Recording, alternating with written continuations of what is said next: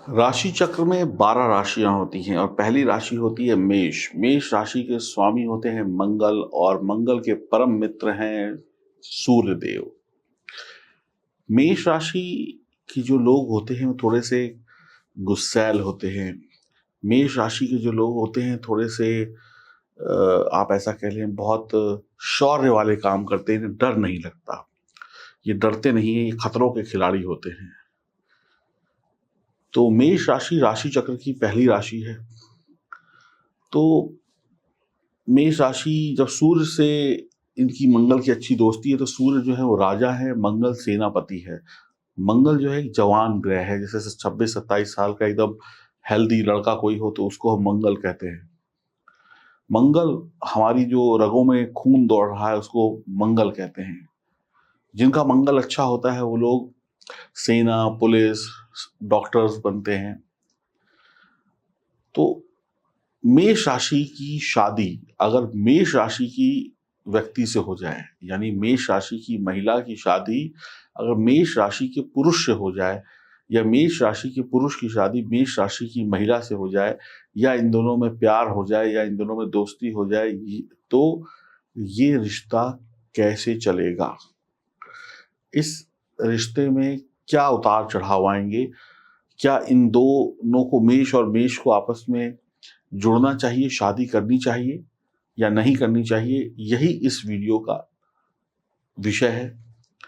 मैं एस्ट्रोलॉजर सचिन स्वागत और अभिनंदन करता हूं अपने सभी प्रिय दर्शकों का। और हम इस वीडियो में जानेंगे क्या मेष राशि को मेष राशि के इंसान से शादी करनी चाहिए या प्रेम संबंध बनाना चाहिए या नहीं बनाना चाहिए। आइए शुभारंभ करते हैं। बहुत समझदारी से, बहुत दिमाग लगाकर मेरी हर एक बात को सुनिएगा, समझिएगा। जो लोग शादी कर चुके हैं वो लोग अपनी जिंदगी को देखें, जो लोग शादी करने जा रहे हैं उनके साथ कैसा होगा वो भी जानें। तो आप बहुत कुछ सीख भी सकते हैं, बहुत कुछ जान भी सकते हैं इस वीडियो को देखकर। और वीडियो के अंत में कमेंट जरूर लिखिएगा। और मेरा इस वीडियो को बनाने का कोई ऐसा मतलब नहीं है कि आपके रिश्तों में कोई दरार आए या आप लोगों को कुछ प्रॉब्लम हो। ये तो जस्ट एक ज्योतिष की जानकारी है जो मैं आपके समक्ष रख रहा हूँ। तो आइए शुभारंभ करते हैं, बिल्कुल विषय पर आ जाते हैं। आप लोग चैनल को जरूर सब्सक्राइब कर लीजिए, बेल आइकन के बटन को जरूर दबा दीजिए और फेसबुक और इंस्टाग्राम पर हमें जरूर फॉलो करिए। मेष और मेष, अग्नि तत्व का अग्नि तत्व से संबंध अनुकूल है। आग और आग आपस में मिल जाती हैं, गुस्सा और गुस्सा आपस में मिल जाता है, किंतु आग के हद से अधिक बढ़ जाने की आशंका भी हो जाती है। जब आग जरूरत से ज्यादा हो जाए तो भी समस्या है। एक हद तक रहे तो एक आग को कंट्रोल किया जा सकता है। जब आग पूरे शहर में लग जाए, पूरे जंगल में लग जाए, तो उसको कंट्रोल करना संभव नहीं होता है। और कभी कभी घरेलू वातावरण पर गहरा तनाव भी पैदा हो जाता है। अगर आपकी किसी जंगल में आग लग गई तो समझिए शहर पूरा परेशान, और घर में अगर आग लग गई और जरूरत से ज्यादा भड़क गई आग, यानी लड़ाई झगड़ा हो गया, तो पूरा घर परेशान। शांति और संतोष की आशा करना बहुत ज्यादा, यहाँ पर हम इसकी उम्मीद नहीं करते कि दोनों में से कोई भी संतोष करेगा या कोई क्या कहते हैं, शांति रखेगा। क्योंकि दोनों ही मेष हैं, दोनों ही गुस्सा हैं, दोनों ही टकराएंगे, दोनों ही आग हैं। एक आग का गोला बड़ा हो सकता है, एक आग का गोला थोड़ा छोटा हो सकता है, लेकिन आग से आग टकराएगी। दोनों इस रिश्ते में पति पत्नी या प्रेमी प्रेमिका एक दूसरे पर हावी होने का प्रयास करेंगे, एक दूसरे के ऊपर अपनी बात थोपने का प्रयास करेंगे। वो चाहेगा कि तुम मेरे नीचे रह के काम करो, वो कहेगा तुम मेरी बात मानो, मैं बड़ा, वो कहेगा मैं बड़ी। यानी लड़ाई होगी, क्योंकि किसी में भी झुकने की आदत नहीं है, कोई भी शांत नहीं होना चाहता है। अब ये सब जब होगा तो आप बुद्धिजीवी हैं, समझदार हैं, लड़ाई शुरू हो जाएगी, तनाव शुरू हो जाएगा, टेंशन शुरू हो जाएगी। आवश्यकता होने पर अगर जरूरत पड़ी थर्ड पर्सन के सामने, देखिए एक लड़ाई होती है, एक बात होती है घर में मियाँ बीवी की जिसको कोई नहीं देख रहा होता, एक बात होती है समाज में। समाज में ऐसे लोग एक दूसरे का जमकर पक्ष लेंगे, यानी एक दूसरे का सहयोग करेंगे दूसरे के सामने। घर पर स्थिति दूसरी होगी लेकिन दुनिया के सामने स्थिति दूसरी होगी। इस जोड़े के जीवन में कभी कभी भी उबाऊपन नहीं आएगा, क्योंकि दोनों में से कोई भी शांति से बैठने वाला नहीं है। उबाऊपन क्या होता है?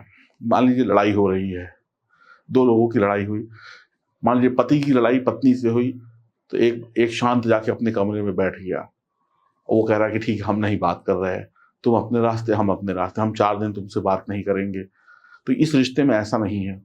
इस रिश्ते में कोई शांत नहीं बैठेगा। जो शांत बैठेगा दूसरा जाके उसको कुछ ना कुछ इधर से छेड़ देगा, उधर से छेड़ देगा। 10 मिनट की शांति, आधे घंटे की शांति, फिर दोनों के कीड़े काटेंगे, फिर आग लगेगी। ये शांति कैसे? क्योंकि शांति बर्दाश्त नहीं होगी। फिर एक दूसरे को छेड़ेंगे, फिर लड़ेंगे, ये लड़ते मरते रहेंगे। यानी कहते हैं ना, लड़े प्यार हुआ, लड़े फिर प्यार हुआ, फिर लड़े फिर प्यार हुआ, फिर प्यार हुआ, फिर लड़े, ये ही प्रक्रिया चलती रहेगी। तो इसमें कभी भी उबाऊपन नहीं आएगा, एक दूसरे से उबेंगे नहीं, बस ऐसी ही चक्की चलती रहेगी। यदि दोनों के बीच में किसी बात को लेकर विवाद बड़ा हो गया, तो विवाद तब तक चलेगा जब तक दोनों में से एक आदमी हाथ नहीं जोड़ लेता। अच्छा जी, तुम जीते, मैंने हार मान ली। अगर जब तक एक व्यक्ति हाथ नहीं जोड़ेगा दोनों में से, पति पत्नी में से, तब तक वो लड़ाई शांत नहीं होगी, चाहे महीनों चलती रहे। जैसे यूक्रेन की लड़ाई चल रही है रूस के साथ, वो झुकना नहीं चाहता, वो भी नहीं झुकना चाहता, कहता हम में भी दम है। रूस बड़ा गोला है, यूक्रेन छोटा गोला है, लेकिन 6 महीने 8 महीने साल से लड़ाई चल रही है, झुका कोई भी नहीं। जब तक एक नहीं झुकेगा, जब तक एक सरेंडर नहीं करेगा, ये लड़ाई नहीं रुकेगी। ऐसे ही इन दोनों की लड़ाई में भी होता है।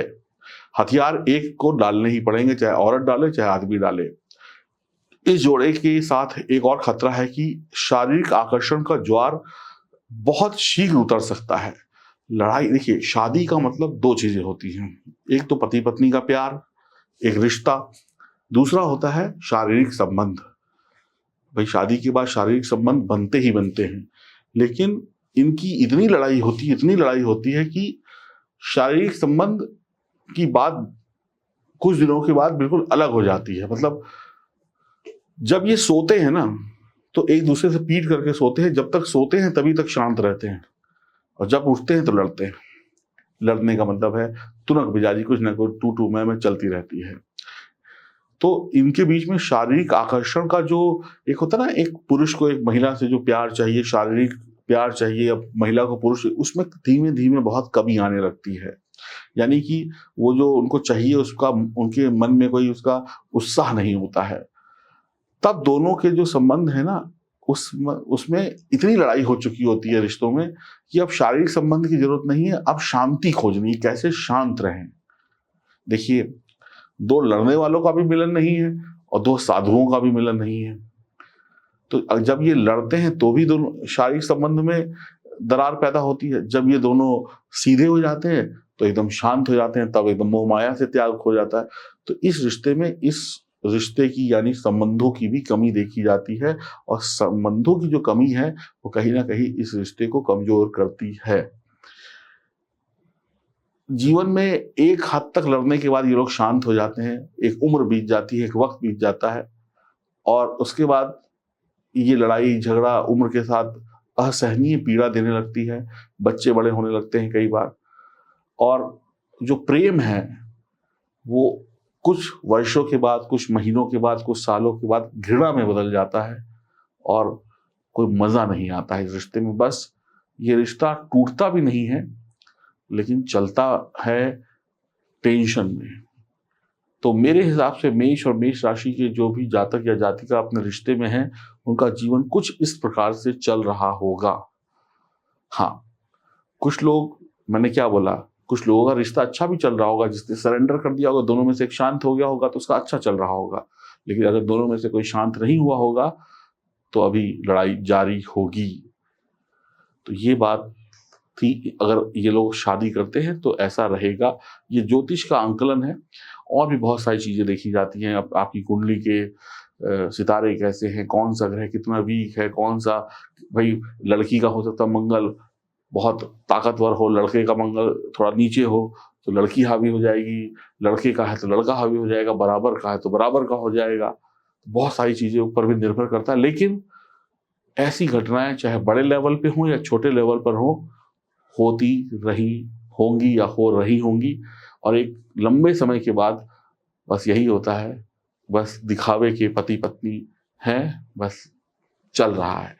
तो उम्मीद करता हूँ आपको ये मेरी वीडियो समझ में आई होगी, इस रिश्ते को आपने समझा होगा और आप लोग कमेंट बॉक्स में मुझे लिख कर बताएंगे कि वाकई जो मैंने बताया, जो आपको समझाया, इसमें कितनी सच्चाई है। और अगर आप लोग अपनी जन्म कुंडली की जांच कराना चाहते हैं, आप मेष राशि के जातक या जातिका हैं, तो दिए गए नंबरों पर संपर्क कर सकते हैं। नमस्कार।